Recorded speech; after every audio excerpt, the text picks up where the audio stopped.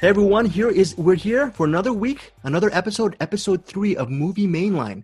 I am your moderator, Gregsrisavasdi. I am with my good friends and better halves, Holmes, Luis Lacau. We missed you, Luis, last week. Brucepurkey. Luis just waved to the camera to all of us. We're waving back here. The reason why my voice is an octave higher is because, again, this is a fake voice. I'm trying to be lively. I am not in real life a lively person, but my three betters are much livelier than me. We're going to start off first, since he was understandably absent from doing about 50 podcasts last week. Luis Lacau, how has your week been? What have you been up to the last week? It's good, man. I've actually had a chance to really check out a bunch of documentaries and stuff like that, and really delve deep and catch up for the last 2 or 3 years of all the documentaries that I've missed, because it's always been a blind spot. So I always try to recapture all that stuff throughout the year. And I've just been blasting through them in the last 3-4 days. So I have blind spot because you're not a huge fan of the genre. Is that the correct thing? Not until I started the show, actually. Not until I started Man Film back like 4 years ago. I never watched documentaries up to that point, other than like the ones that they show you in film school. Right. Triumph of Will and stuff like that. That's about it. But It was a huge blind spot, and then Triumph thanks of to the Anderson. Will? Yeah, Triumph of the Will. That's a real Leni Riefenstahl. I've never seen a film by Leni Riefenstahl. I just know Leni Riefenstahl. Triumph of the Will. Are you not a fan of Leni? I guess it is historic. I guess it is historically significant, but Jesus. All right, class. Today we're going to watch Nazi propaganda. Yeah. Actually, it's actually pretty common. They do that a lot. Yeah. Yeah. I get it, but Jesus. Ironically, he was actually the guy that did the voice acting for Al Pacino in Scarface. That professor. Eric Holmes, by the way, Luis is our scholar of the program. You must pay him respect. I will. You know, just for your punishment, in a couple of weeks, we're going to assign you a Leni Riefenstahl retrospective, because you had fun this week with Brandon Lee retrospective, right? A little bit of I did. Got a lot to say about Brandon Lee. The first time I saw him was we'll talk about it later, but I was in love with Brandon Lee since the first movie that I saw him in, and it was heartbreaking when I saw The Crow, and I just always had an affinity for him, and so I realized that he died on March 31st, 1993. March of 1993, when he was filming The Crow, obviously. And I don't know. It's kind of like when Heath Ledger died. You saw all that wasted potential just gone. Yeah, sure. And so anytime I get a chance to shine a light on Brandon Lee, I'm more than happy to do it, because he was great. He was the best, and he was gone too soon. And we're saving Brandon Lee for. Oh, I'm sorry, Luis. No, he really was. He really was. Yeah, and we're saving Brandon Lee for the end of the show. I'm really looking forward to that. I want to do a little apology. Last week, you know, when I name drop and I say I interview this person, and I never interviewed Brandon Lee, folks. That was a lie. Remember, I lied about not seeing. I forgot what movie I lied about seeing. Yes, I still haven't seen it, Bruce. But is that true, or are you lying? No, that is true, Bruce. I have not interviewed Brandon Lee. I was looking at some of the archives. A buddy of mine for Hollywood Outbreak, a site I work with, he has actually Brandon Lee audio for Rapid Fire, Eric. So you know what? I'm going to try to get a copy of that for you. And just Brandon Lee, just do it. Just for what's in giggles, I'm going to send that sound to you, so you can actually hear what Brandon Lee sounded like at a radio roundtable for Rapid Fire. What was he as charming and nice in person as he seems to be? The lying part of Greg Srisavasdi will say yes. That's the part of me who pretended that he interviewed him, but version. I have not heard the tape yet. I have not done the Gene Hackman conversation to listen, but I'm going to send you that audio next week. Brucepurkey, you've seen again great Jim Jarmusch poster, Dead Man. You showed me Phantom of the Paradise earlier on. Loved it. Say yes. Thank you for the Brian De Palma shout out. Eric Holmes, I'm sure you love him as well. I'm just going to put words in your mouth about Brian De Palma. You love him, right, Eric? I'm fine with it. He's made some pretty bomb-ass movies, so I'm good with Brian De Palma. Speaking I of actually bombing, gave him a shout out in this last week's episode because I tore apart A New Hope, and I was like, oh yeah, George Lucas isn't the brains behind Star Wars. It's all these other people, including De Palma. He's actually credited for creating the title sequence at the beginning, the scroll. That's actually De Palma's idea. Oh wow, did not know. Yeah. Bruce, you've seen a lot last week. Have you ramped up your movie intake just because of this podcast and your channel as well? Yeah, and I've been trying to at least throw in a few catch-up ones from some of the things you guys have mentioned, at least a few. So it should be fun to talk about. Speaking of catch-up, I am going to save mine for last because we got some good ones. I have a life-changing catch-up that I'm getting teary thinking about it. Actually, it's teary, it's teary in a perverse way, Luis. And I really, I was shattered emotionally, and I'm gonna get to it. But can you guys, whoever wants to start first on their rewind, folks? Rewind is this. What is it? What do we call it? Mainline movie rewind, right? Mainline rewind. Mainline rewind. Better. There you go. So yeah, like that. It's us listening to each other and actually listening and going for each other's picks. So who's going to start first on the rewind segment?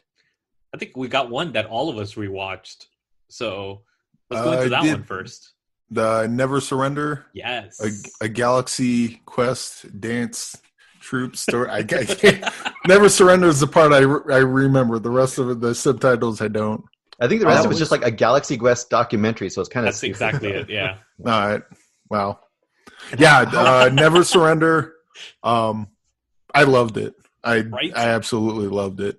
Well, first of all, what struck me is that it said a Screen Junkies Pictures. Yeah. I don't know. So I recognized the Roth Cornet and like Dan Murrell, and then saw Scott Mance on there. Like if you watch the Screen Junkies or the Collider or Showdown stuff, you'll recognize those names in there. But as a documentary, it's absolutely a puff piece. It's not like this is the dark secret. No. This is the dark secret of Galaxy Quest. They didn't want you to know. And then he raped 13 children and did a bunch of blow off their bones. It wasn't anything like that. They go into a little bit of the rivalry between Tim Allen and what's his name? Sam Rockwell? Rickman?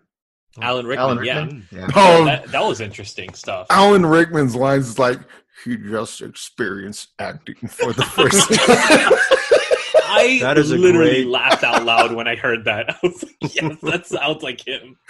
But don't you agree? Like one of the big things about it is it's really great because it's just like watching like how a movie like that got made and like all the weird turns it took and just like it could have so easily not have been at all. Yeah, What really got me on that was the love comes through. Yeah, the love of geek stuff as much as comic book movies and all that sort of stuff taking over cinema it's annoying because it takes away from smaller movies, but at the same time Galaxy Quest is its own thing, and it really is a non-cynical version of fandom, I guess. Really genuine. Yeah, it does. It felt like from the heart. It felt like something like legit. Somebody in what we call now the fandom realm would actually be able to enjoy and do something similar to that. But I don't think it's interesting how they casted the film. That part intrigued me so much. How everything fell apart and they kind of built up the shambles again and said, "Oh, let's make this." And they reformulated the whole thing halfway through, and it's like, what? That was just interesting. How such a failure turned into such an amazing movie. But okay, yeah, it's a really good, feel good kind of documentary too. Like it's not heavy. You don't have to think a lot about it. You just go in and enjoy it. And Never Surrender again. Sorry, streaming on Amazon. Amazon Prime. Okay, cool. Any other rewinds? Yes. Go ahead. You go first, Luis. Spaceship Earth. Thank you, Greg. This was Battleship actually Earth. really fun. I can hop in on this one too because I saw it Battleship as well. Earth. Don't jump on Lewis's thing there, Eric. Wait, Battleship? Sorry. No, not Battleship Earth. No. We're gonna totally Bruce L.I. your Brandon Lee segment right now. There you go. It's Dutch angles, That's everything. right. Dutch angle. There you go. Dutch. Very cool. No, Lewis, you were talking. Okay, Spaceship Earth. Oh, look at that! Another Dutch angle. Look at that. Eric's gonna do a God's POV angle. He's gonna turn his computer upside down. That's what he's gonna do. Honestly, I loved it, man. I found it so intriguing on a subject that I didn't know much of. It really it does what a documentary does well, especially a documentary that you don't know the information of. It gives you the information and it gives you the backstory of everything that led up to it. And it does it in a way that you actually enjoy. It's not like forced down. It's not like, oh, this is what we're trying to do, and pushing that agenda, which they could have very easily done in this. I thought it was cool. I thought it was really fun. Unfortunately, the Biospherians did not put 2 pens in their nostrils during their 2 years in the geodesic dome, Eric Holmes. I know that for a fact. I know that to be true. Sorry. That was the other biodome. Biodome, yeah. And Biodome obviously was inspired by Spaceship Earth. So, Bruce, you had high marks for this film like Lewis as well? I do. I'm going to probably do a full review of it, YouTube review in the next couple of days as well. Okay. But one thing that kind of struck me about it was being a little older. I can even remember a little bit. I mean, I saw hippies in the wild when I was like 5, like in Big Sur. So I kind of remember a little bit of that. My grandparents had a hotel in like San Francisco, so I kind of saw the edges of that when I was really, really, really young. But one thing that struck me about the movie too is it's kind of like a mini version of the Dream of the 60s and kind of where it went, like how it transformed, what parts of it kind of got bought out and fell apart and what parts kind of survived. And it's just in that aspect, I thought it was a really interesting journey just along with the actual interesting story. I mean, the story itself just goes in ways you not expect at all. Yeah, Eric, I think Spaceship Earth, as far as Rewind goes, down the line, you should definitely, I don't know if you have Hulu or not. It's definitely worth a watch as a documentary. It seems like it's just going to be about the 2 years in that geodesic dome, in that biosphere 2, right? Yeah. But it's really, like Bruce said, it's really about the dreams of a group of hippies in the late 60s. And they formed a collective? Yeah. I would call it a collective. Collective called the Theater of All Possibilities. And during their run, this is not a spoiler, this is just fact. They created their own ranch, self-sustainable ranch. This is before self-sustainable was even a thought. They built their own friggin' ship, which traveled around the world. That should have been, right, Louis? That should have been in a whole different movie. Yeah. And then eventually they went to do Biosphere 2. I just hope this movie gets a lot of hits, clicks, watches on Hulu, because I'm pushing it hard too on our site because it's like that's and it's a good companion piece for Crip Camp. I don't know if you've heard it, if you've seen it. I think it goes well together, both of those films, honestly. And just watching the fashions is fun. Yeah, exactly. Watching how they transform. My pick for the rewind is I actually started. Yeah, I know the last couple of weeks, Eric, you've been doing some really good horror picks, and horror is not my genre, or just that type of genre, or even gothic stuff. The Innocents. It is. I saw it on YouTube. Bruce sent a link, folks. This is not. I did not pay for it. It's actually, I guess, public domain on YouTube. Props to Eric Holmes last several weeks for giving a lot of the YouTube recommendations. This is a highly recommended YouTube recommendation, and maybe when we post it on our Movie Mainline page, maybe we will just join in on the crime and just put that link there on that feed, because The Innocents is a 5 out of 5 star for me. Right? It's easily. Have you guys seen The Others with Nicole Kidman? Yeah. Back in the day, Eric, I remember you saying you did not like the ending. So I can say that you almost liked it, right? You almost liked it until we got to the end. It was brilliant. It was the best movie I've ever seen. Okay, but no, this is way better than Greg now. Come on, man. I think, yeah, right. Hyperbole. 4 out of 5 stars. 4 out of 5. You know what, dude? Seriously, Eric. Yes, we're pulling that in here. You know, actually, when I say on my other podcast, which I don't want to promote or mention, when I say 4 out of 5 stars, that's actually not me saying it. No, thank you. That's actually me a canned audio from Srisavasdi in 2015. Anderson just plays it. Because he knows that's going to be my rating. But this one, The Innocence, is, you guys definitely, whether you cover it on Rewind or not, this is probably the highest recommendation I can ever give it. It's atmospheric. It's almost, I think it's only 98 or 90 minutes, Bruce. I don't want to go over the plot again, but it's sort of like the others.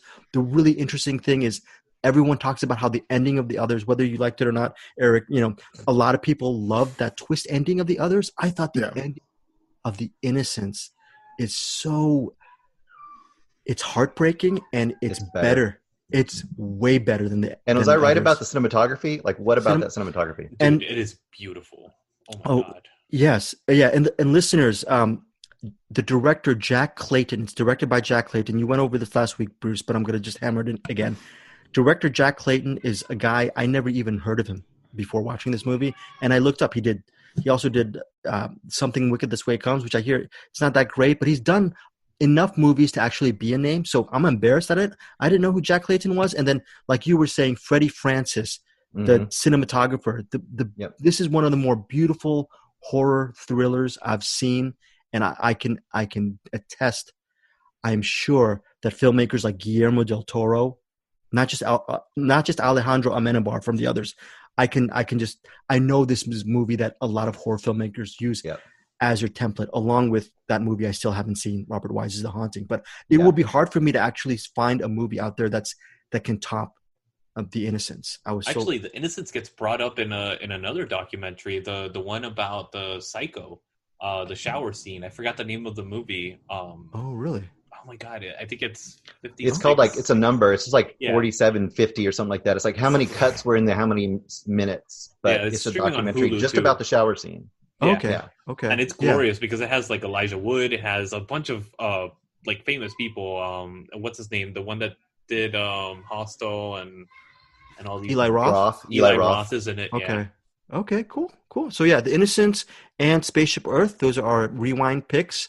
Did I forget anything else? One really quick one is I did watch the Cogs documentary. Oh. I watched the Cogs documentary. I won't go into it too much, but I would say for me it was a 4 out of 5. I would say anyone who was in the indie music scene, punk rock scene, in the DIY sort of 90s, late 80s scene, it's excellent. It's very short. It's like 45 minutes or so. Just really goes into the details of how that club existed. And it wasn't a bar, it was all ages club. And I would say if you stick with it, it has a better after credit sequence. About the bathroom? Yeah, where they just talk about the bathroom from hell, and everyone's heard of. Like, they didn't quite sell that enough. That bathroom was terrible, and I got bad guts. I've had to use it, and that thing was a fucking And I won't go into too much other detail other than to say, you had said like how would it compare to my experiences and stuff. And one thing I can say is that other than the Community World Theater, which I mentioned last week, the porn theater that had been turned into a all ages club. There was a big all ages club in Seattle, which really reminded me a little of this one, the Cogs factory. There's a place in Seattle in the mid 80s, probably the most influential club to the grunge sound of all. And it was called the Guerrilla Gardens. And it was 2 old theaters in the Chinese district. They'd been shut down. So 2 old movie theaters. And what they would do is on Friday and Saturday nights, they would have 2 sets of shows. One would be metal and one would be punk. So you would just go in and you go right or left. I love those, man. And it was like down in Miami, Churchill's and there's a couple other clubs that they turned. It was literally a porn shop that got turned into a show place, and it was literally you still had the posters and everything because they were like permanently imprinted on the wall. Somehow. Yeah. I related to it. It was good. Cool. Okay, so if you look on YouTube, Cogs documentary, I think that's what it's called, right? Cogs Factory. The Cog Factory. Cog Factory. And that one's just straight up on YouTube? Or the Cog documentary. Nice. Yeah. Cool. Okay, so now we're off to our picks of the week, streaming picks, digital VOD picks. Eric Holmes, can you start us off, sir, with a couple of your picks that you've from the past week? Well, I've done all Brandon Lee this week, and I got 1, 2, 3, 4, 5 and a half of them. Just do. Should I start with the worst or the best? Let's go. Okay. Yeah. I'll go with my favorite. I don't know if this is the best, but this is my favorite. The first Brandon Lee movie I've ever seen, because I grew up in Omaha, Nebraska, and we don't get premieres. We don't get premieres often.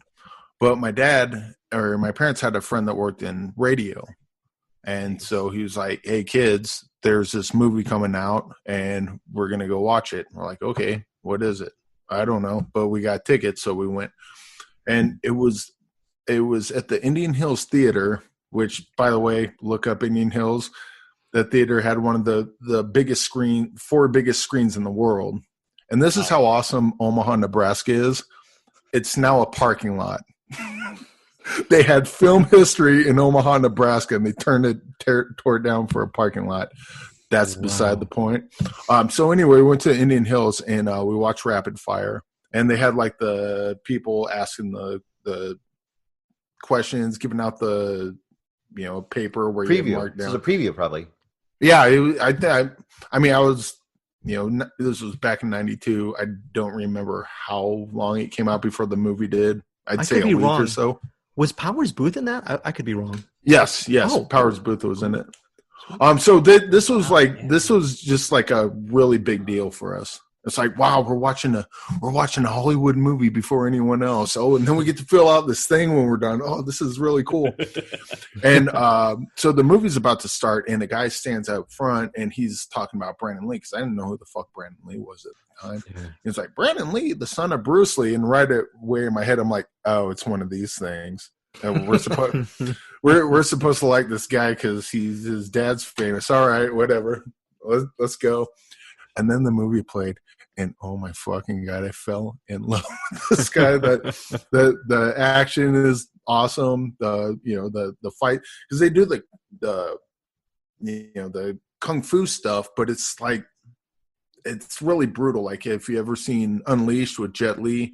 Yeah. Jet Li's known for doing kung fu and stuff, but in Unleashed, where he takes the neck thing off and it just gets brutal. That's kind of how the Rapid Fire is. And Powers Booth is in it, directed by Dwight H. Little, who's done Mark for Death, Phantom of the Opera with Robert Englund, Dusk Till Dawn series, couple episodes of Agent of S.H.I.E.L.D., X-Files.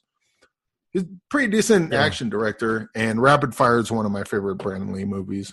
So that's why I'm going to start it off with that. Was Powers a good guy or a bad guy? I'm thinking a bad guy in that one. He's the guy that, because Brandon Lee's character is framed for a murder that he didn't commit. And Powers Booth is a hard-nosed cop that's going to help him get through this whole thing. Nice. He always plays the bad guy, though. Yeah, by the way, none of these movies, like the plots aren't really the point. Right. It's the action and Brandon Lee's just charming persona overall, except for maybe one, which is a crow, which we'll get to. But Rapid Fire 1992 by Dwight H. Little, starring Brandon Lee, Powers Booth, and Kickin' Soundtrack by the band Hardline. Hardline. I've never heard of. Have you guys heard of Hardline before? They are best known for their soundtrack in the movie Rapid Fire.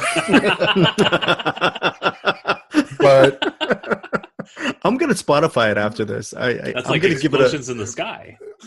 Yeah, they gotta. Yeah, right? Oh well, when we saw the premiere or the whatever you call it, they gave out Hardline singles of Rapid Fire Hardline. And dude, we wore those tapes out. It's pretty much hair metal is what it is. But it's good if you like that sort of thing. I'm really excited to actually. I'm not kidding. I'm going to listen to it after this. After so am I. I'm adding it. Yeah, I love my hair metal. Pun intended. So, you want me to do another one, or are we moving on to yeah. You know what? You know what? Before we did another one, you saw 6 of those, all of his stuff, right? Pretty much all of his stuff. Yeah. Do you, after watching it, do you have a deeper appreciation for him? Just rewatching it at this juncture, or does it make it source? Are you even more depressed because you're thinking about all the things you could have done from all that stuff? Because what I get depressed about is same reason I get depressed when I think about Chris Farley. Hearing about the projects that he was supposed to do, like for instance, he was supposed to be in the Matrix. Apparently, when the Wachowskis were first developing the Matrix, Neo was based on Brandon Lee. And then I started thinking of like, don't get me wrong, Matrix is probably one of Keanu Reeves' best performances. Not that it's a high bar to clear, but can you imagine how fantastic the Matrix would be with Brandon Lee? That's just like a whole different movie in my head. And just how funny he was, how charming he was. Like I could see Brandon Lee doing he had a persona, getting into comedies, and actually being legit funny, like kind of like what The Rock's doing now, but good. Because like The Rock's, he's like, come on, The Rock's doing good performances. No, right? The Rock's funny, but he's a mountain of a man. Like he's not a real human. Whereas Brandon Lee, he can kind of be an everyman. I mean, he's fucking ripped and everything, but he could be an everyman if he wants. He's got that kind of charm that The Rock does. But I think he sells himself as an actual human better than The Rock does, because The Rock is a superhero. I mean, no matter how much he tries to hide it, except maybe in, what was it, Be Cool? Was he in that? Yeah, he was in Be Cool. He was in Be Cool. Yeah. Go ahead. Oh, I was going to say we can rotate with you with Bruce Lee. Before we get to Lewis for your couple of picks, I wanted to actually mention. You mentioned Chris Farley. I don't think I mentioned this before. This is my. We should just do a Greg name dropping segment. I'm going to do my name dropping segment right now for Movie Mainline. Can we, Bruce? Can you have your son do like a little the interstitial music here? A name drop? Yeah. He'll do a name drop for you. Yeah, it's Greg's name drop. So, oh shit! I dropped that name. Chris Farley. I feel so bad. We interviewed him. I think what was the one that he did with Black Sheep or something with Black Sheep was great. Yeah. Okay. So. It was at that junket, and he came into the Four Seasons Hotel, and he starts stumbling over the table, and then the cabinet. There's a cabinet. He hits his head in the cabinet, and then he starts almost messing things up with us. And I regret back in the day. I don't know when that was released. I'm thinking maybe early 90s, right? It's 92, 91, maybe. I was too cool for school for that moment. I just thought, oh, here's another canned bit from Chris Farley. And years later, because you know why? Everyone else, I'm not going to blame everyone else at the table, but a lot of the people at that radio table were just as hoity-toity as me in my early 20s. Now, getting closer to 50, I realized, to your point, thanks, Louis. To your point, Eric, I should have really enjoyed that moment with Chris Farley. And you know what? He actually hit his head. He did some physical comedy that took a toll on him just for that little bit. And he bled for you, and you're crossing your fingers or crossing your arms. Yeah. Not good enough. I'm a punk now, but I was such a punk then. Horrible. So I to your point with Brandon Lee, I always wondered about if Chris Farley was still alive. Can you imagine the level of just great straight up physical comedies? And there's nothing, I don't see anything wrong with physical comedies now. That he could have brought so much more, and then also deepened his work as well. He had that talent. So I could actually see Chris Farley doing like if someone like Paul Thomas Anderson would have got a hold of him. He could have got like a John Candy kind of performance out of him. Yep. You'd have to rein him in a lot, but you could have got something like that. Yeah, to put a leash on him for that. Yeah. A shot caller. No drugs for you. Shot calling. Speaking of shot calling, Lewis, give us a couple of shots, cinematic shots to the dome. A couple of things that you really enjoyed. Perfect. Actually, this is a shocker, and honestly, this documentary, the Image Revolution, it's about Image Comics and how Todd McFarlane actually completely split apart from Marvel and basically gave the big F you to Marvel and said basically this documentary tears apart Marvel and it shows the story of how Image Comics became a thing, which was basically like it was the first comic book series, which I'm not a big comic book person, Sure. but this story was very intriguing. And it kind of shows how the artist revolution, basically saying, no, I'm not going to allow you guys to benefit from my art, my intellectual property and all that stuff anymore. And that's what Image Comic was. It was the answer to the artist. It was the saying, no, we're going to take back the medium and we're going to make these characters for us and we're going to own the rights to them and we're going to be this. Because this documentary goes dark into Stan Lee. And I'm so happy that they finally tore apart the man that's become this huge icon. When he passed away, everybody's like, oh my God, poor Stan Lee, poor Stan Lee. And it's like, yo, this guy was a businessman that tore apart how many industry professionals and how much did he steal from people and all that stuff. Don't hold him up as an idol, because it's never gonna stay up there. Like this, he's a businessman first. What businessman can you hold up as an idol in any way or form? They always have some really dark secrets. So I've always waited for a documentary to finally take out the stick up their ass and actually say, we're going to actually talk shit about this legend, quote unquote. And they really do. They tear him one. And are they there a do lot it of in big a way names? that's, yeah. I mean, they go at him real hard, and the cool thing is that it's done subtly. So it's like, it's done in a way that's tasteful. It's not like, let's just start bashing on him. No, it's scattered throughout the documentary and it gives it time and it's part of the story. And there's a reason for it. It's not just out of left field. I wonder. It's a good one. I wonder if Image Comics. I've been in and I don't know if you guys are huge comic book fans. I used to be. I've come in and out of being a huge comic book fan. So I used to have a collection, then I sell it, and I do all these weird things about it. I remember Image Comics was so huge back in the day. People would buy so many of these variants and just the artwork. Man. I wonder if Image Comics at its height ever became. They actually outsold Marvel, and the documentary follows that. It actually, in their peak, they outsold all the comic book companies because they started bringing up so many artists. Yeah. And even now, they're still around and still holding strong. Yeah, the Walking Dead's an Image comic. Yeah. Okay. Yeah. I just wonder if Image Comics, of course, truth be told, I'm a Marvel fan, so I'm a little bit of a shill for Marvel. Make mine Marvel, Stan Lee. We love but in all honesty, I just wonder. It would be interesting to see if Image Comics. You're talking about the Image Revolution. It would be interesting to see if that revolution still exists. Meaning, do the artists still feel that they're paid well? They have a really good ownership of their. That'd be an interesting dive to look into, because as much of an exploration it is of Marvel, that's great. I would love to see if Image really held that high standard. It actually does still. Like I did a little bit of research afterwards because I was like, all right, this sounds like a fluff piece for Image. Let me see if this is actually legit and not just complete BS. And I started doing the research, and they're the highest paid artist in comic book history has been through Image Comics, and still to this day. Like they're the ones that they have full control of their characters. Even if they're under one of like the separate companies that are in Image, you still have complete control. That's part of the contract that Image puts down on those little smaller companies that they own. So if you're part of that umbrella, they force it on all the companies. Like if your artist creates a character, they have rights to that character no matter who you are. Sweet. Eric, you were going to say something? I was going to say, I don't know if I saw the interview or the documentary that you did, but did they go into the why Rob Liefeld was a real big yes, big one where they would start their issue 0, issue 1, and then the next issue never came out.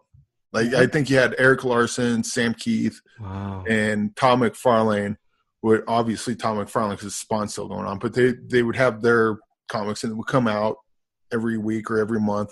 But then you have the Rob Liefelds who kind of, they made like millions of dollars off their first issue and then they never went back to it. They actually covered a little bit in the documentary, and in such a way that makes him look like a complete patsy.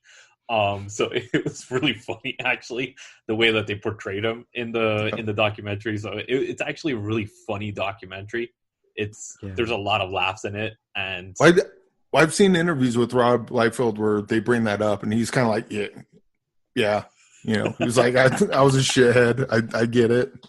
Back in the 90s, I remember we used to always go to comic book conventions, Comic Cons, and back in the day, we went to Comic Con because they sold comics, and we buy a lot of comic books and we do a lot of variant covers, like you're talking about, guys like Eric Larson, Liefeld, Jim Lee. We get all that stuff. We'd bag and board them. Hopefully, maybe get some of them signed with the gray marker and all that stuff, gray highlighter. Yeah, so the ones that you mentioned, they're all Image comics. Yeah.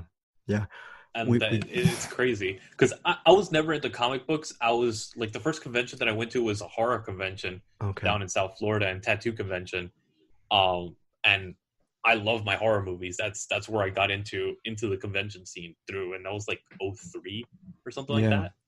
Yeah, for me it was the early 90s, and it was just all we did was collect comics and get all those variants. So I can't wait to see this documentary. And coincidentally, none of us had girlfriends at the time, so that was that was a very nice. I don't know if that's a linear situation, but Bruce Purkey, you have some excellent picks as usual. What do you want to start off with here? Both of my picks are from Shudder, because I kind of think that Shudder doesn't get enough love. And I wanted to highlight that there's a lot of stuff on Shudder that isn't horror or isn't traditionally horror. They do a ton of experimental, daring, international, all kinds of weird stuff on Shudder. So I wanted to point out a couple things that are, as far as I'm concerned, I think they're Shudder exclusives, and or you can get them on DVD too, of course. So if nothing else, people could always do the free, I think they do like a free 30-day thing. You can get in there and get a bunch of movies and get out. But I think it's a really great service. Really is. The first one, I'll do two. The first one I reviewed on my YouTube this week, and that is Dogs Don't Wear Pants. I don't know if anyone has seen Dogs Don't Wear Pants in this group. Excellent. I've seen Dogs Wear Pants before. Yeah, well, this is Dogs Don't Wear Pants. It's a Finnish movie. It is officially, I think, a 2019 release, but it didn't really drop anywhere except for like festivals until this year. So it's basically a 2020 release for almost everybody else. Really cool and interesting concept. You've got this guy who's a very respected surgeon. He has had a loss in his family, and he has a young teenage daughter, probably like 14 or 15, and she's going to get her first piercing, like her tongue piercing or whatever. And he's finally like, okay, I'll take you and do it. And they go, and they have like the piercing tattoo shops, right? But the basement of those shops is like a paid like sex service kind of place, right? Yeah. So while she's getting her thing done, he just kind of wanders off, and he ends up in this weird BDSM room. And that leads to a whole obsessive, weird path for this guy. Do they give out the address in the film? I'm sure they do. Yeah, you can look it up. Are they wearing a gimp suit at any time? And you can kind of get the idea. Dogs don't wear pants. Well, he might be the dog. It is very. I feel Human Centipede is coming into the picture very It's soon. not, though. This is actually a super emotional, complex, uplifting movie. It's really interesting because it's all about how he goes through that to deal with his grief. And it also has to do with the woman and who is doing the service, and how she isn't exactly what you think either. She's more complex. And it's a very unexpected path that it takes. It's not sappy, right? It's not sappy or sentimental. Not at all. Okay. No, Wow. not sappy at all. And it has... It's a Polish film. When are they ever It's a sappy? really unusual movie, and surprisingly uplifting at the end. And it's got a scene in it that I will not describe, but it does have a scene that is super disturbing, not super gory, but it will make you twist in your seat and cringe. And I can't tell you what it is, but if you see it, you'll be like, oh no, that's not happening. Eric, I think that highly recommend this movie. It's amazing. Eric, I think you're going to do that rewind next week for this movie, right? I might. Adding it to Do you have Shudder?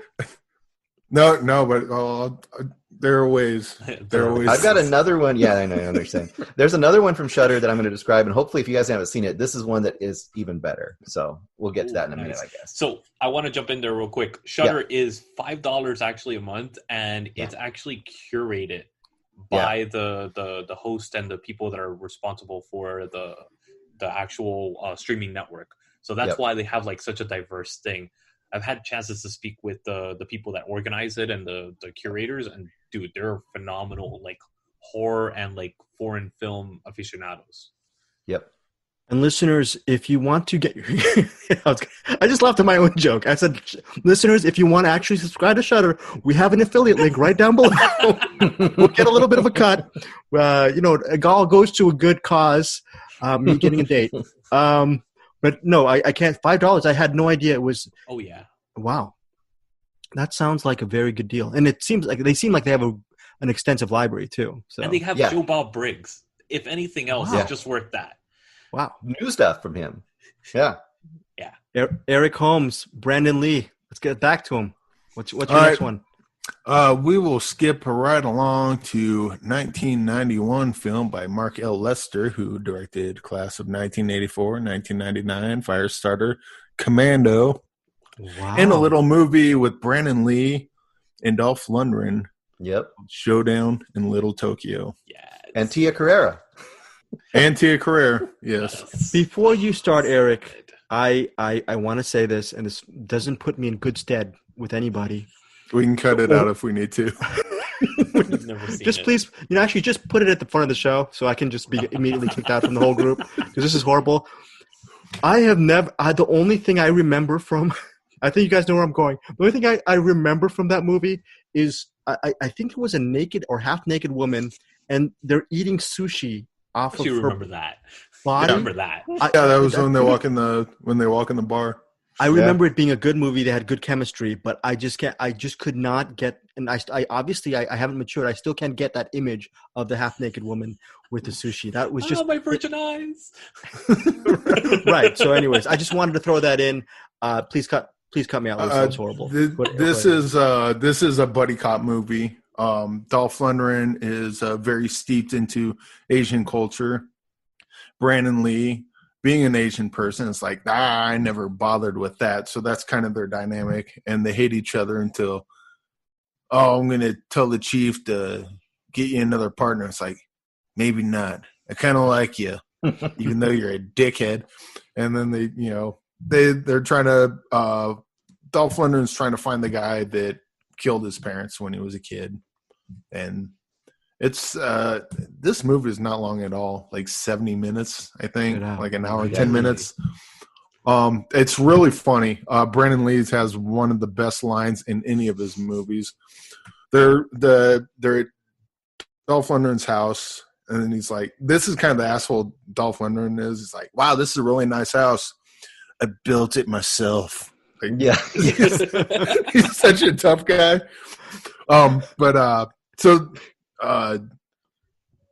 Dolph Lundgren comes out and he's like in his underwear because he heard a noise outside. Then Brandon Lee's like, where is she? What happened? He's like, oh, she's scared. And he's like, I seen you naked. I'd be scared too.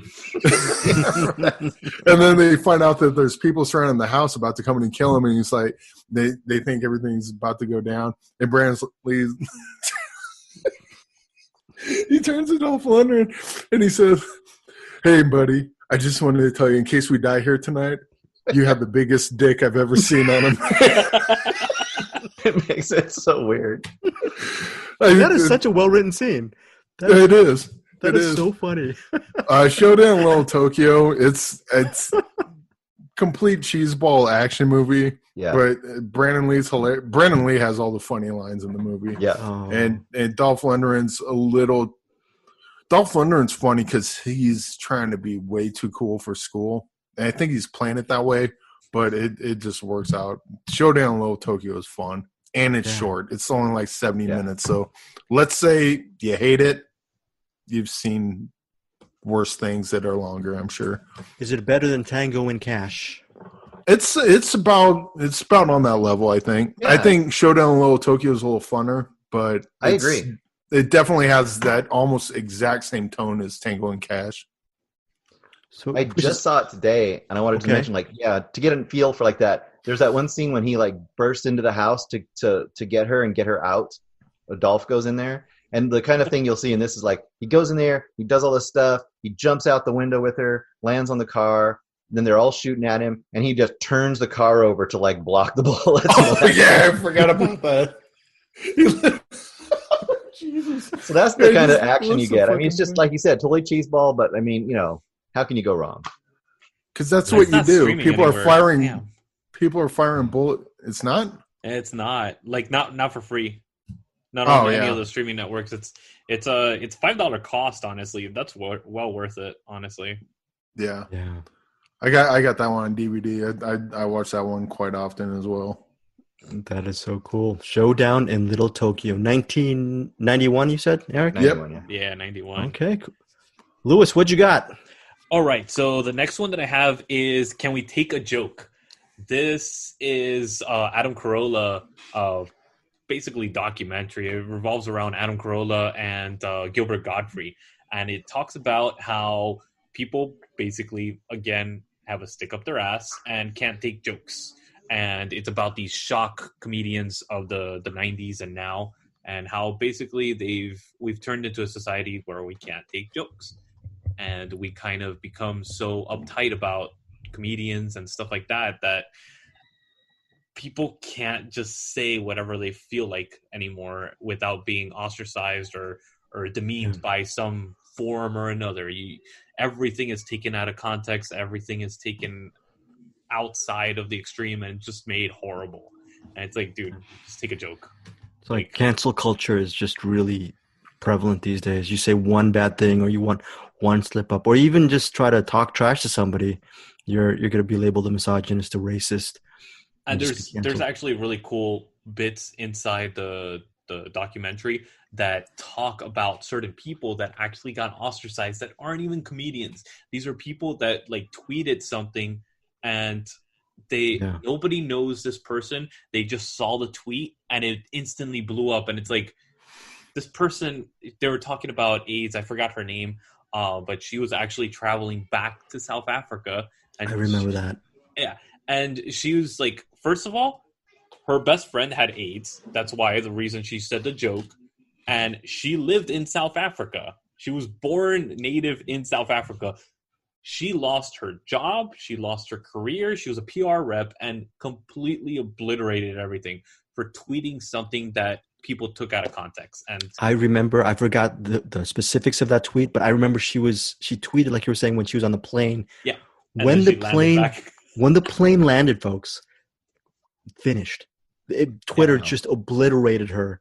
And she was, that's so interesting that she's profiled in the doc. She's profiled in the doc, and it's actually pretty intriguing. It keeps your attention, and Bald Brian makes an appearance on there, which is pretty funny in the distance, but you still see him because obviously Adam Carolla, so you see him in there, and I was just like, oh, this is hilarious, because I didn't go into it expecting either Carolla or Brian in there, so I was like, oh, cool, this is funny. I thought it would be a cool one to bring up. Netflix? That one is on Amazon, actually. Oh, okay. Amazon Prime. Cool. I have not seen any one of Carolla's films. The one film I want to see of his, is the Paul Newman documentary on racing. That's the one I really want to see from Carolla. So, Mr. Purkey. Yes. Anything else? Yes. Yes. Pick number 2? Yes. From Shudder? Yes. Okay, this one, I don't know if any of you have seen this. It's called One Cut of the Dead. No. One cut of the dead. Okay. One Cut of the Dead. This is probably one of the best and most fun movies about movie making ever made. And here's the basic concept, and it's a little hard. I can't really reveal everything, but I'll give you the basic kind of core concept. Kind of this low budget Japanese filmmaking crew. They're making a zombie movie that's one single cut. And the first 35 minutes is that cut. And you're like, okay, well, whatever. This is the movie. Then it stops. And then you go back in time and you see them preparing to make the movie. And then the last third is super meta. And I can't even tell you what it is, but it's so funny and so cool. And by the end of it, you are like fully rooting for this crew, because after you've seen the first half where you just saw the movie they made, you're really intrigued because there's moments in that movie that don't make sense. You'll be like, why did that person just stop there? Or why did that person, wait, where did that person come from? And then you see it actually getting made, and you find out all the things that were actually happening that made that occur. And by the time you get to the end of it, you know what tribulations they've gone through, and it's so fun, and it's so heartfelt in a way, but it's just, it's not like a gory, scary movie in any way. It's really almost not even a zombie movie. It's more of a movie about indie filmmaking, what it takes, and what it's all about. And they're supposed to be doing it as a live broadcast too. That's the whole. That was the whole thing. This TV company has hired them to do a live, one-cut, like 35, 40-minute horror movie. Wow. So that's the setup that they have to go under. So really, really fun. That's from about 2 years ago, I think, 1 or 2 years ago. You're saying it was the cut was 35 minutes, right? Or 25 minutes? The original movie part. And then the movie switches, and you start getting into like what led to that. And it becomes a meta on a meta on a meta. That's so cool. I can't even describe what it is until you've seen it. But it becomes like a third layer by the time you get to it. And then over the closing credits, you see the actual making of the making of the movie that they were doing. So it's just, it's incredible by the time you get there. Yeah, it's so fun, so good. Yeah, a lot of people can't get past that first few minutes. They're like, this is just a cheesy horror movie. You know? Yeah. I love those movies when you're 20 or 30 minutes into it and you're thinking, okay, I'm just wasting my time. I know where it's going. And then it goes to an extra level, and then it goes into a higher level. And then you realize how awesome the film is. I love those type of movies. It would be great if you could tell people about it and not have to even tell them that. But it's really, if you don't, a lot of people won't go forward with the movie. Because there's a point about, like I said, about 35 minutes into the movie, and you're like, is it over? Because it feels like it's over because that part is over. Yeah. And I think that just letting people know that will let people who maybe aren't as apt to go into a movie like this to maybe stick with it. I'm even like, I shot an email off to Anderson telling him that, like, stick with it till then, and I think you'll be okay, especially knowing he's made his own movie and he's had to go through all of his trials and tribulations, and he loves one-cut films, and that, I think that would make him really intrigued by it. Don't help Anderson with advice. Don't give him advice. He doesn't need it. That guy doesn't need anything. He hates my advice, but then he'll watch Invasion of the Body Snatchers and be like, love it. No, he loves your advice. He knows. One of the reasons why this is like an inside baseball stuff, but the reason why it's Anderson loves your stuff is because he knows you're right, and then the fact that you picked it before he did, I'm sure it probably sticks in his craw, because we all knew that Invasion of the Body Snatchers is a great film. Speaking of which, my top pick as far as this week goes is a movie that probably only me and several other people have seen. Okay, and I really wanted to spot. I mean, I could have chosen Capone, but everyone's going to watch Capone. Everyone's going to have their opinions on Capone, but I loved it. It reminds me of Brian De Palma at his best. It's a great film. I think most of you guys will probably not like it. Maybe next week we can talk about Capone and what you guys thought of the film. My pick is a very quiet movie. It's called Driveways. It's on VOD right now. And one of the reasons why no one's going to watch this is because it seems like a very slow-moving drama. And I'm not selling it. It really is. But it centers on this Asian American single mom played by Hong Chow. We all know Hong Chow from Downsizing. She received that Oscar, I believe, nomination, supporting actress. So she takes her 8-year-old kid to New York, and they're cleaning the house of her sister, who has recently passed. The sad thing about it is her sister, who is 12 years older than her, was a pack rat. And they were both sort of estranged from each other. They never were really close. And now she has to clean up all this crap in the house, okay, while her son is playing, I think it's with his tablet and everything like that. And that's really the movie until the 8-year-old kid befriends the neighbor. And this is the selling point. The neighbor his name is Del, D-E-L, played by Brian Dennehy, the late Brian Dennehy. And I'm sure each one of you guys has a Brian Dennehy film. I mean, even if it's FX or Silverado, we all have Brian Dennehy. We could do an entire episode on Brian friggin' Dennehy, who I believe passed earlier this year. Yeah, he plays the retired Korean veteran Del, and it's about the friendship of Del and the kid, and that's all it is. You just see this drama as they slowly bond. And what's great about this, the director Andrew On, like you were talking, Bruce, with what was Dogs Don't Wear Pants. It's not a sappy or sentimental film. The conversations it's just really a beautiful film. The only time it goes a little bit overboard is for effect, is when Brian Dennehy has a monologue about life, which he gives to the kid. And that Dennehy monologue, I'm not going to tell you when it happens, but it's a game changer, especially if you appreciate Brian Dennehy as an actor. Driveways is highly recommended just for that monologue and for his performance. What year did you say it was? It just came out on video on demand, VOD, on May 7th, and it's out via Samuel Goldwyn Films. It is a slow-moving film, but it's not boring because you're invested in their lives. And I mean, even this director, Andrew Ahn, he makes a garage sale interesting because you actually you like these people, and you like the kid, Lucas J. Great young actor. You don't really feel he's acting, but the conversations between Brian Dennehy and Lucas J., 8-year-old kid, and the Dell, the retired Korean war vet, it's fantastic. So that is my pick. Definitely, guys. Hopefully down the rewinds, you'll track down Driveways. So Driveways is actually available to buy on Amazon for $8.99 and then rental $3.99. So it's worth buying it at that point. Wow. Okay. Speaking of other Driveways, Brandon Lee. You have some more Brandon Lee stuff, Eric Holmes. Bring it. What? Oh, got it. All right, we're good.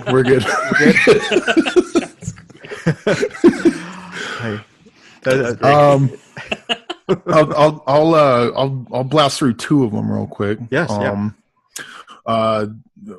First one I want to go through because I don't want to spend a lot of time on it is a 1989 movie by B.J. Davis, who's a stuntman. This one has Brandon Lee and Ernest Borgnine, and it's called Laser Mission. So I talked about it, and now next we got his 1986 movie directed by. All right, Laser Mission is not. This might be one of those movies that you get drunk with some friends and poke fun at, but this movie is really rough. It's this would be my least favorite Brandon Lee movie, like no contest. But so I don't want to spend a lot of time on it. Just Laser Mission. Okay, don't watch it. But we do have Ernest Borgnine. Any good in it? Or the rest in peace. He has a this Irish accent that kind of turns into a not Irish accent. That kind of turns into an Irish-ish accent. He doesn't have a brogue. He has a bro. Yeah. It's weird that it's directed by the stuntman because, like, even the stunts are kind of not great. You would think, like John Wick's directed by a stuntman. Say what you will about the movie, the stunts and the action is awesome. Yeah. It makes sense because the stuntman did it. This one is it's a movie. It's 100% a movie. It's 100. Eric Holmes, you know what you should do? You should actually purchase a Blu-ray copy of John Wick and send it to the aforementioned director of that film and ask him, so what do you think? You think this is a good one? That'd be too much of a dick. If I can say anything about B.J. Davis is that he was smart enough to put Ernest Borgnine and Brandon Lee in a movie. That's cool. And he tried. A glorious name. Well, that and I don't think he didn't really direct a lot of movies. So I'm even gonna give him a pass in that sometimes it's not your thing. You try it. At least you try it. Hey, yeah, exactly. So I'm gonna give him that. Like, hey, try playing the trombone. I suck at it. It's like, give it a shot. It's not as if he kept making bullshit throughout his career because he mostly became a stuntman after that. And I think that's when he dies, that's going to be on his headstone. B.J. Davis stuntman, not B.J. Davis director. So I'm gonna kind of give him a pass on that. But Laser Mission is not good. How are the lasers? Are the lasers at least fun to watch? Are there lasers? It's got a cool theme song. Lasers. Man in there, man. We got a man in there, man. Like straight to TV type of music and all that. Yeah. I'm going to post that song on the. I should. I'm glad you had me stay, on Laser Mission for a little bit longer because that theme song is. They play that theme song throughout the whole damn thing. I hope. We just lost the Laser Mission Facebook group, so they're not going to be listening to our podcast anymore. Oh, that's too bad. But we did gain the Hardline Facebook group, so I can't wait to. And hopefully we pick up the Legacy of Rage Facebook group because of the two lesser known Brandon Lee movies. This one came out in 1986. This one's actually pretty good, and it's directed by Ronnie Yu, who did Freddy vs. Jason, Bride of Chucky. Yeah. It's not his first movie, but it's pretty early. It is Brandon Lee's first movie, save for the one I'll bring up last. But this one is they're speaking a foreign language. It's I think it's Indonesian, okay. But there's a couple action spots here and there. They're kind of rough, but for the most part, this is a really tight movie. If you like John Woo movies, this movie apes John Woo like nothing. Like instead of doves, there's a part where he goes in a chicken coop and they knock it around. There's chickens flying everywhere. The story is a little overly convoluted, but it's basically Brandon Lee's with his buddy, and his buddy's being followed by a dirty cop, and the dirty cop shoots his buddy, and Brandon Lee shoots the cop, and Brandon Lee goes to jail because he didn't know it was a cop. And while he's in jail, his buddy, he gets shot, he gets healed up, and he's like, don't worry, I'm going to take care of your girl while you're in jail. He's like, thanks, man. And by taking care of his girl, it apparently means he's going to rape her and try to kill her. And so Brandon Lee gets out of jail, and he's like, you're a fucking dead man. And so that's kind of the story. But as far as the action goes, there's a little buddy that he makes friends with in jail that when they go out to go on their big action mission, he's like the guy in an action movie that would normally be the nerd, like, you're so strong and you can shoot. But he actually puts on a headband and he's like, I'm fucking ride or die, bitch. Let's go fucking shoot some shit out of people. Legacy of Rage, that was the one that I hadn't seen before, and I'm glad I did. It's not his best movie, but it's definitely a fun movie and worth watching. I think that one's on Amazon. Okay. And cool. they have the version. I found it on Amazon late, but the version I found was the overdub version. I'd probably watch it in its foreign language and read the subtitles, or not. It doesn't matter. You're watching it for the action, so it doesn't really matter. But cool. Legacy of Rage, definitely worth it. Laser Mission. Watch the song on YouTube. It's a pretty cool song on YouTube. It's glorious. Okay, Luis, you got one more topper for us? I'm actually going to merge two together. It is actually Becoming, which is on Netflix, and Hillary, that's on Hulu. Both are political. Becoming is actually the story about Michelle Obama, and Hillary is obviously Hillary Clinton. And both are actually pretty intriguing. I thought they were going to be puff pieces because I'm not a fan of either one per se.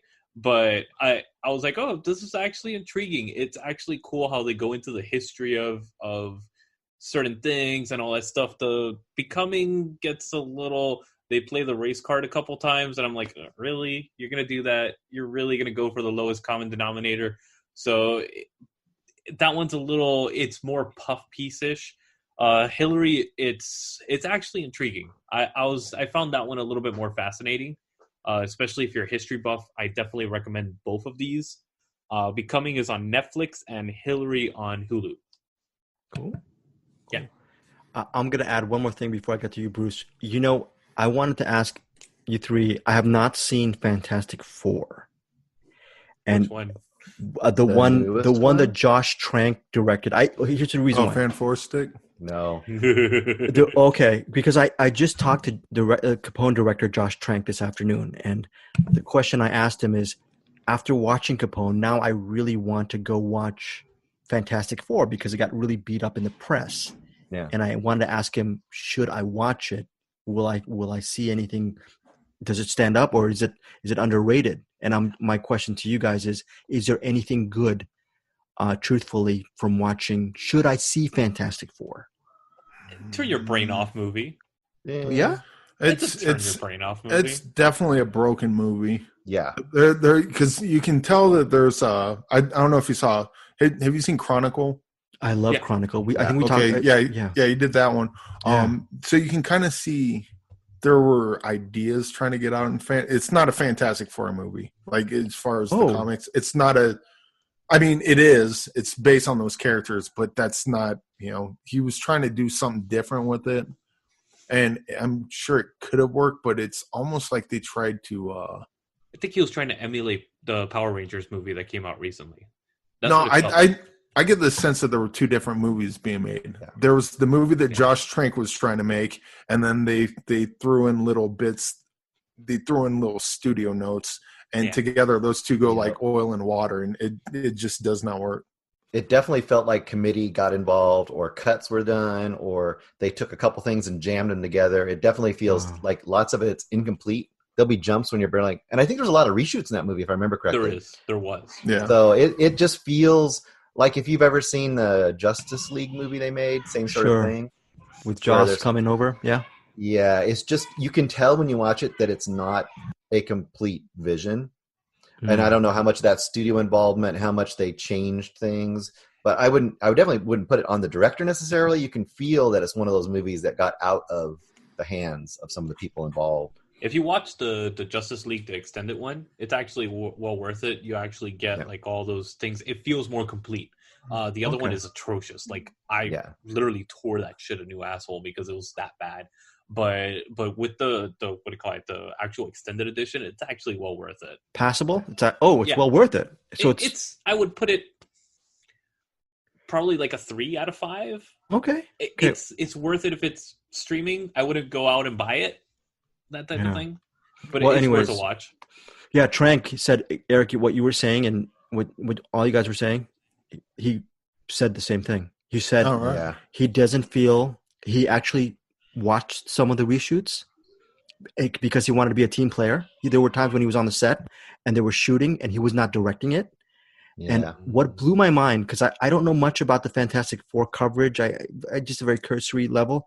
I had no idea his original composer for Fantastic Four was Philip Glass. Ooh. Oh, wow. So can you imagine Philip friggin' Glass? They had a cut, and the studio, the powers that be, they listened to it, and they didn't think that would be a Fantastic Four film. And when he said that, I go, wow, that's a great friggin' choice. Philip friggin' Glass. Can you imagine a Philip Glass score in a superhero? So he had, and to Eric's point about Chronicle, he was talking about how Fox wanted actually a Chronicle movie turned into a Fantastic Four movie, but he said his experience on Fantastic Four, without throwing anyone under the bus, which I'm glad he didn't do too much in the interview, or if at all, he said that his experience, I asked him what one of his favorite films is. He mentioned Barton Fink, and he said because he's seen that movie. He said he's seen that movie 100 times, but once he started working in Hollywood, his experience in Fantastic Four absolutely reminded him the journey that John Turturro's character was going with Barton Fink. Yeah, in Barton Fink. So I just thought that was really, really interesting about, so I'm going to eventually try to watch it. But he said it's basically a hodgepodge of different influences for that movie. You really can tell. But it's worth a watch. I would put it the same way as Justice League, the extended. It's a 3 out of 5. If it's streaming somewhere, watch it. But I wouldn't go out of your way to get it. Eric, I would say I'm really looking forward to watching Capone because I heard what the story was and it sounds interesting. It's about him going nuts, with the whatever disease he had. I'm just glad that Josh Trank,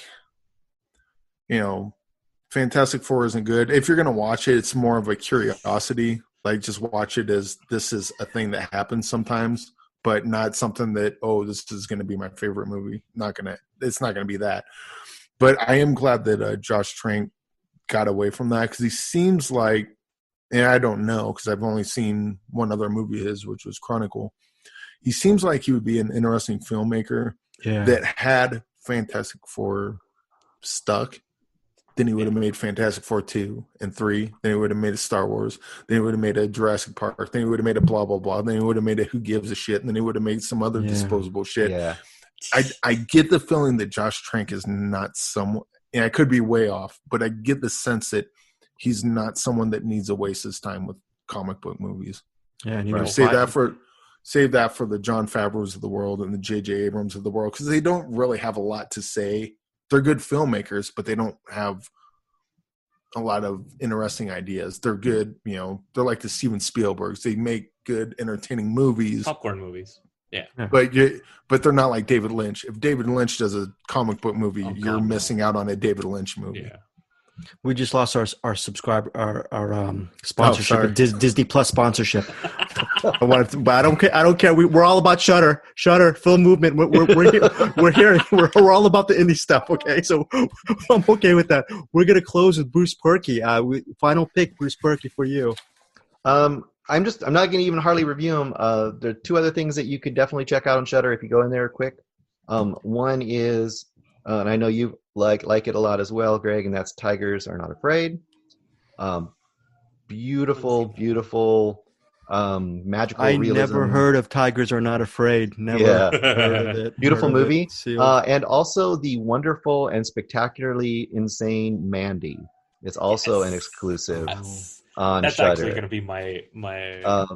If you just went and got Shudder and just watched the 4 movies I suggested today, you would have a great couple nights of movies, and you could go beyond that, of course. And they got plenty of giallo, they got plenty of classic horror movie, all kinds of other stuff.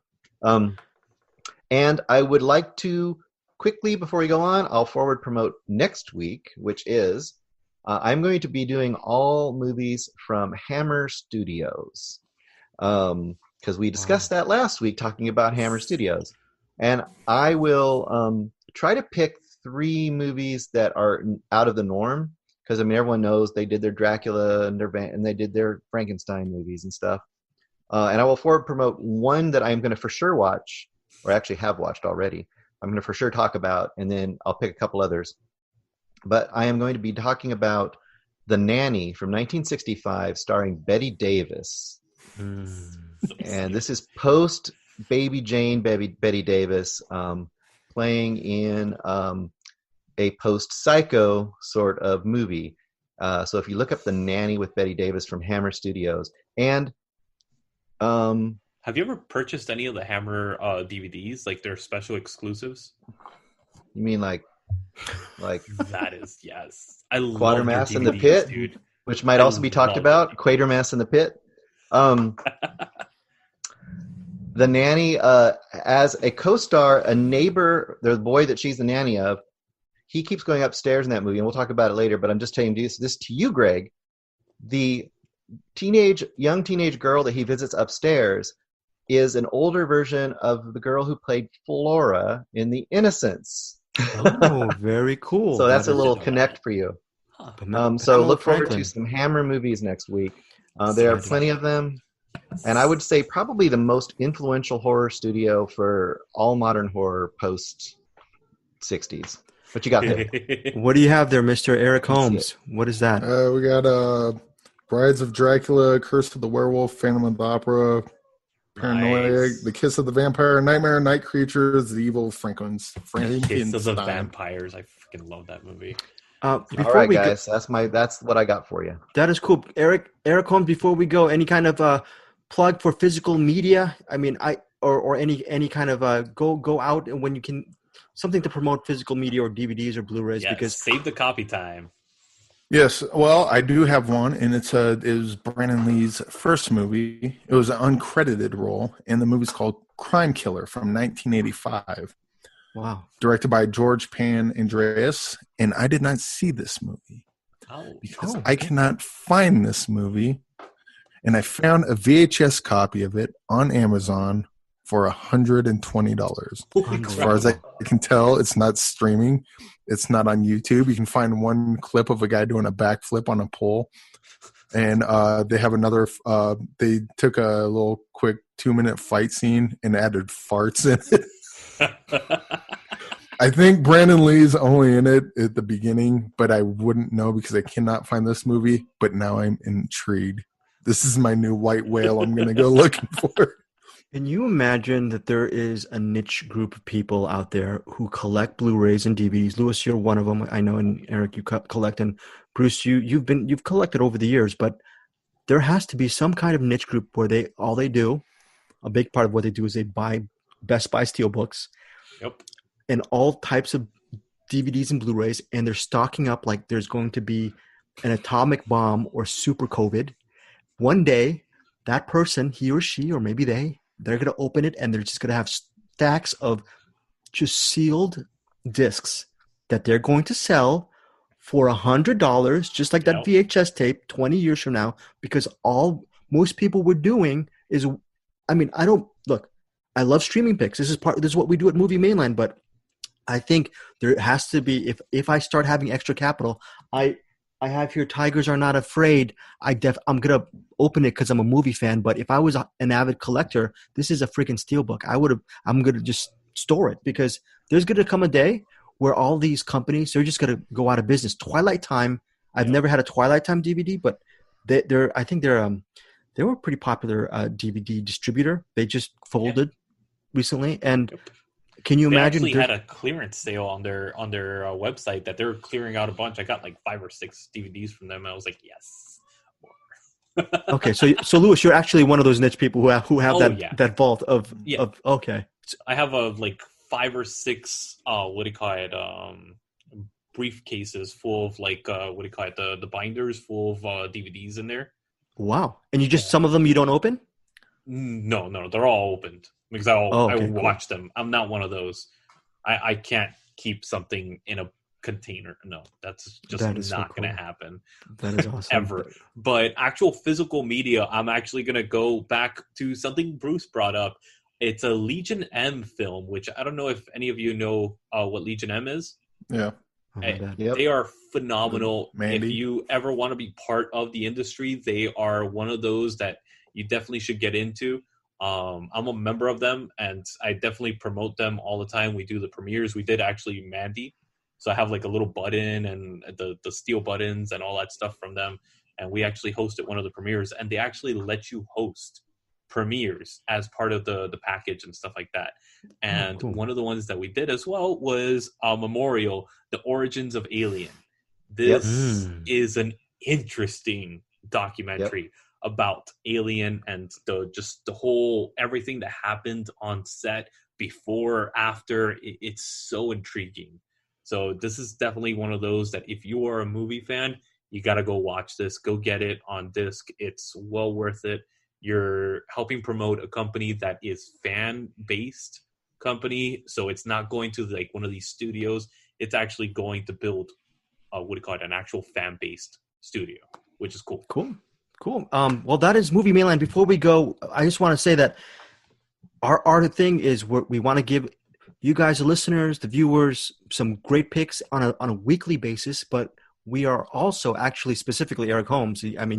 We're also hard at bringing and spotlighting people who are simply creating things. I mean, a thing I really, I'm inspired as far as this whole thing is we're trying to create something for you guys, but we want to hear what you're creating as well. We want to hear the movies you watch, or maybe the stuff that you do on your daily job. What are your passions? And if you have something that's interesting, just hit us up. We would love to interview you about the craft that you do and all this stuff. Eric, you're going to have people coming on pretty soon, right? Yeah, I did a failed interview earlier today, but I'll go ahead and plug her, and hopefully maybe we'll have her on either at the end of this or maybe on the next episode when we have more time. But Dania O'Neill, she does Tarum Jewelry. She essentially takes, you know how gold plating works?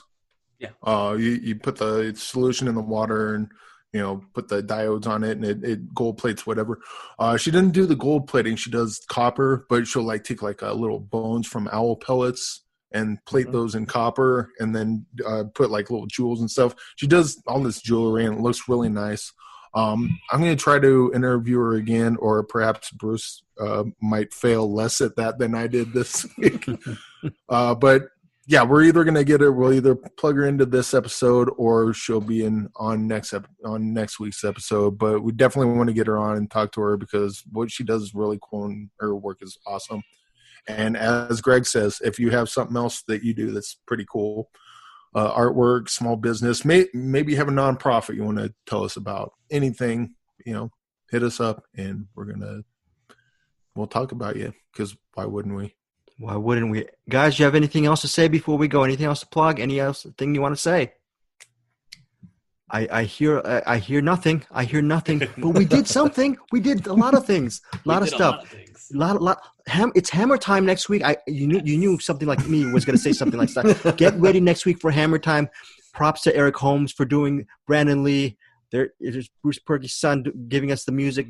He's our Brian Eno, or maybe Philip Glass of the whole mix. Folks, we will see you next week. Luis Lacau, going to say Man Bites Film. See you, Luis Lacau. Yes, yeah. Check us out. Eric Holmes, our resident interviewer. Go watch The Crow. Watch The Crow. Folks, watch Laser Mission, okay? Bruce Purkey, say goodbye. Hey. Goodbye. Hey. Bye, guys. We'll see you next week.